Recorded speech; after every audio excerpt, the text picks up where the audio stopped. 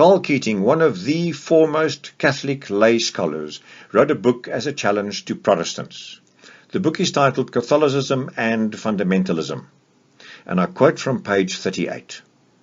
Fundamentalists meet for worship on Sunday, yet there is no evidence in the Bible that corporate worship was to be made on Sundays. The Jewish Sabbath, or the day of rest, was of course Saturday.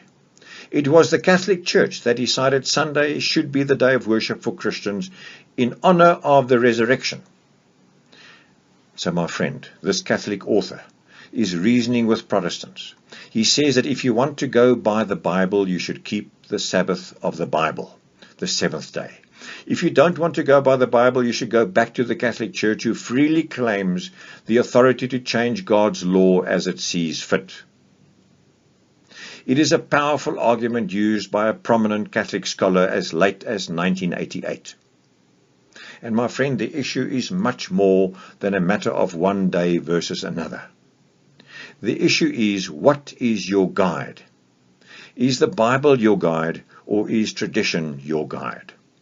The issue is, does any human church or human religious leader, for whatever reason or motive, have the authority to change God's law? That was written with his finger on those tables of stone. And so the issue is one of authority. Psalms 89 verse 34, God says, "My covenant I will not break, nor alter the word that has gone out of my lips." God says, my covenant I will not break.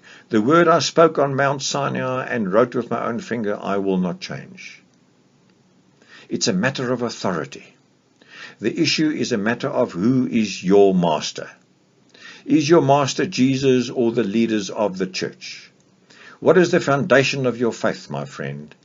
Is it the Bible, or is it what man says? What is the basis of authority in any spiritual matters when it comes to you? The church or God's will? To give up the Bible Sabbath, given by God as a sign of his creative authority, does matter, my friend. I would much rather follow what God gave to Adam in the Garden of Eden. I would much rather follow what God gave to Moses in the Ten Commandments. I would much rather follow the example of Jesus Christ himself.